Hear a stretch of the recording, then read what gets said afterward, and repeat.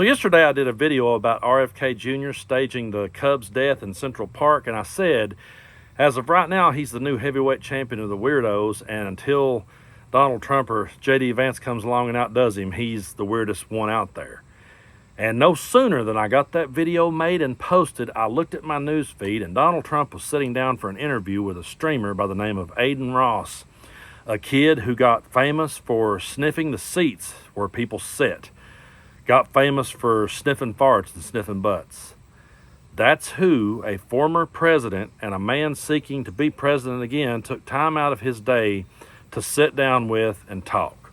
Now, originally I planned to show you some of the clips from it, but I hear that Aiden Ross is pretty much striking anyone that uses his videos, and I don't even want to deal with that stress. And besides, if you guys want to go look at this lunacy, you can. And if not, I totally understand. You can just take my word for it. Most of you's probably already seen some of it, and folks, it is so over the top cringe. He brings Donald Trump in. He's got a friend there that's got a t-shirt, and the kid's got this ridiculous looking picture of Donald Trump on his shirt with a big grill in Trump's teeth. Remember when he told the rappers he liked the grills in their teeth? Well, this kid put one in Trump's teeth, and Aiden Ross says, my buddy here has a shirt with your face on it, and Trump's like, oh, wow, I love that, yeah. He entertained that, folks. And then the kid takes him outside and gives him this big Elon Musk Cybertruck with a wrap around it from his assassination attempt with him pumping his fist in the air. And Trump stands there and says, oh, this is tremendous, I love this. And he actually said, it was so hilarious. At one point he said, yeah, you know, Google let them put a picture, said Google allowed this. Google let them put a picture out there with the Secret Service agent smiling. He said, it's so terrible what these people are doing. And I'm like, do you not realize that just anyone can Photoshop a picture? I mean, it's not that Google lets you or anybody lets you. It's just the internet, dude. It's just what happens. And the kid says, yeah, they really need, he said, there's a lot of misinformation out there, and they need fact checkers out there. They need people out there checking the facts. And Trump said, yeah, we don't have that right now. And I'm thinking, yeah, we sure as hell didn't have it when you debated Biden, because if we had of, you wouldn't have got a word out of your mouth. And for Aiden Ross to say, yeah, we need that in place, buddy, I hate to tell you this, but if that was to be put in place at debates, Trump would be a complete lost ball in high weeds, because he wouldn't have nothing left to say.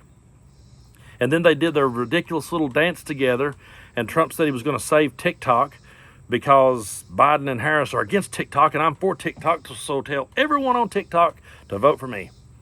After we've heard the right continuously talk about how bad TikTok was and how it should be banned, now Trump is saying it's good and we should keep it because he's sitting there talking to a streamer and he's trying to appeal to Gen Z. And if you're part of Gen Z, what Trump is saying to you is he thinks you're the kind of person that would follow after someone who goes around sniffing people's butts. That's basically what he's saying. They sat down for the interview portion of the show, and folks, it was just completely off the rails.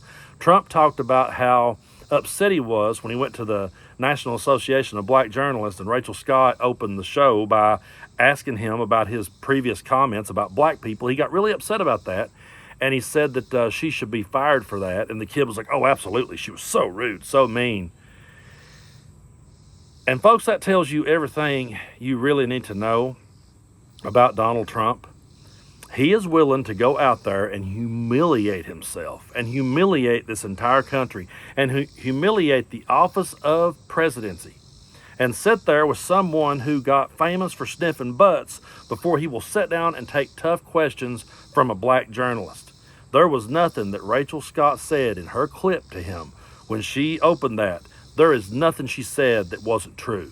He had said all of the things that she said he said. Remember when she pointed this out? Start by addressing the elephant in the room, sir. A lot of people did not think it was appropriate for you to be here today. You have pushed false claims about some of your rivals, from Nikki Haley to former President Barack Obama, saying that they were not born in the United States, which is not true. You have told 4 congresswomen of color who were American citizens to go back to where they came from. You have used words like animal and rabid to describe black district attorneys. You've attacked black journalists, calling them a loser, saying the questions that they ask are, quote, stupid and racist.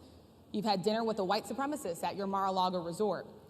So my question, sir, now that you are asking black supporters to vote for you, why should black voters trust you after you have used language like that? Everything she said right there is true.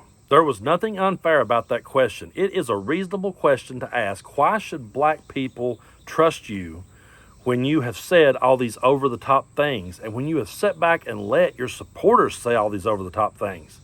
Folks, I'm not black, and I sit and cringe when I see the posts that MAGA makes, comparing Trump to black people because he's a felon, comparing him to him because he's got a mugshot, because he's got more than one baby mama. They go after every racial stereotype they can, and he goes right along with it and just keeps pushing it out there. But he gets offended when she asks those questions. He's mad. It's like, oh, you, how dare you ask me a question like that? How dare you be mean to me? I'll just go over here and sit down next to this butt sniffer, and I'll talk with him. He was willing to humiliate himself that bad just to get votes from Gen Z.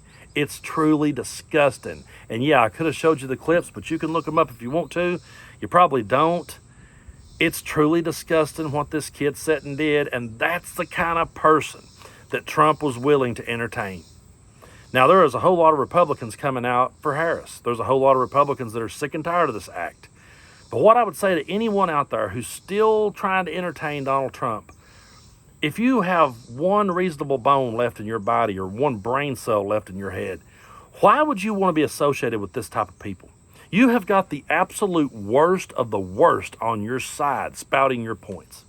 So if you sit back and you're one of these people that says, well, I just like Trump because of his policy, or I like Trump because my 401k looked good. You're really going to say stuff like that, but yet you're okay with being aligned with people like that. Those are the people that's on your side. That's what the rest of us is looking over at and seeing and going, yep, that's who you'd like to hang out with. Those people aren't a deal breaker to you. I always use that phrase because that's just so true. That ain't a deal breaker. You don't look over and see the former president of the United States sitting down with a kid who got famous sniffing butts, and you think that's cool, you're okay with that. It's not a deal breaker. And you wonder why we sit and call you weird. You're offended that we call you weird.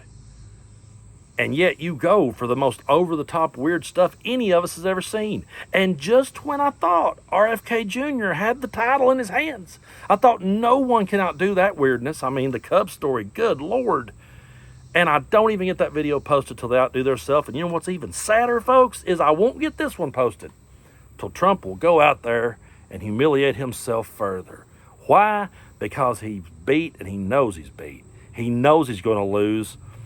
And he is just going down. I saw someone post a meme where they photoshopped his face onto Fat Elvis. And yeah, Trump, they'll let people do that too.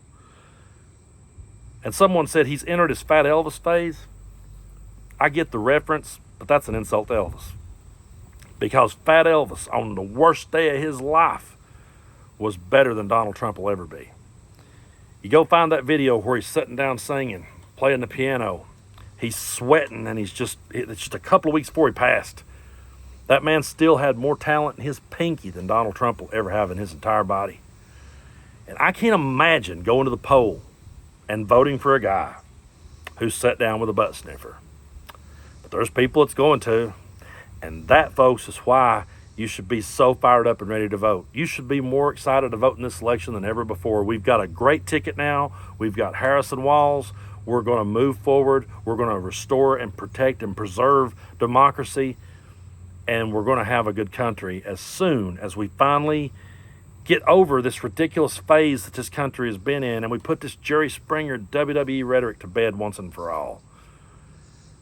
I'm so glad that we're not like them. And my mom used to say whenever someone in the family would make a fool of themselves, Mom would always say, boy, I'm embarrassed for them. And when I look over at MAGA these days, I feel that. Mom, I truly feel that.